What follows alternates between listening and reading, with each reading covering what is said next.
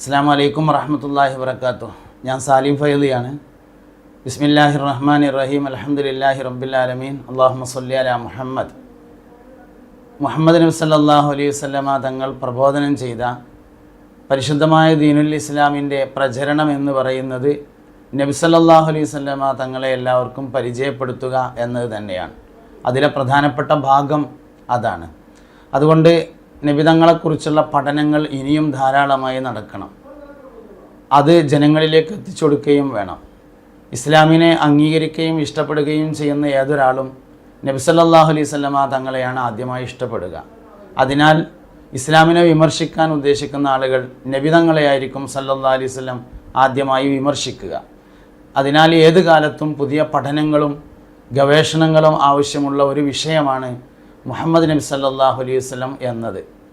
നമ്മുടെ സമൂഹത്തിലെ അറിയപ്പെടുന്ന ആളുകൾ, പൊതുപ്രവർത്തകർ, പ്രഭാഷകന്മാരും പ്രഭാഷകകളും തുടങ്ങി എല്ലാവർക്കും പുണ്യനബി സല്ലല്ലാഹു അലൈഹി വസല്ലമ തങ്ങളെക്കുറിച്ചുള്ള പുതിയ പഠനങ്ങൾ നൽകുക, അത് സമൂഹത്തിലേക്ക് എത്തിക്കുന്നതിനാവശ്യമായ ട്രെയിനിങ്ങുകൾ നൽകുക എന്ന ഉദ്ദേശത്തോടു കൂടി മലപ്പുറം ജില്ലയിലെ കൊളത്തൂരിൽ തഖ്വ ഇംഗ്ലീഷ് മീഡിയം സ്കൂളിൻ്റെ അടുത്ത് സ്ഥാപിതമാകാൻ പോകുന്ന ഒരു ബൃഹത്തായ സ്ഥാപനമാണ് Muhammadiya institute of Islamic studies എന്ന് പറയുന്ന സ്ഥാപനം.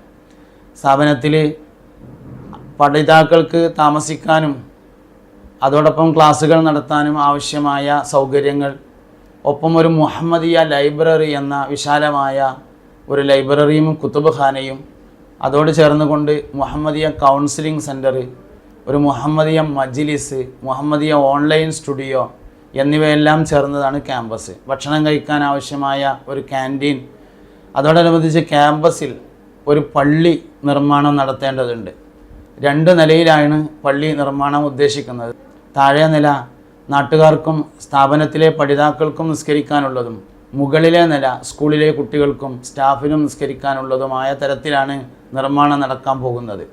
സ്കൂള് മുകളിലും സ്ഥാപനം താഴെയും വരുന്ന തരത്തിലാണ് സ്ഥലത്തിൻ്റെ ഘടനയുള്ളത്.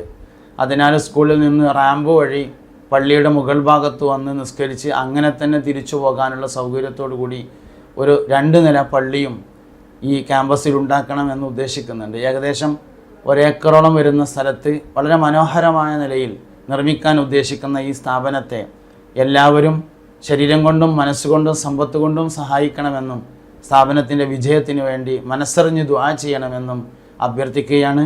അല്ലാഹു റബ്ബുൽ ഇസ്സത്ത് നമ്മുടെ എല്ലാ പ്രവർത്തനങ്ങളെയും അവൻ ഇഷ്ടപ്പെടുന്ന സ്വാലിഹായ അമലായി സ്വീകരിക്കട്ടെ. ആമീൻ എന്ന് ദുആ ചെയ്യുന്നു. അസ്സലാമു അലൈക്കും വറഹ്മത്തുള്ളാഹി വബറകാതുഹു.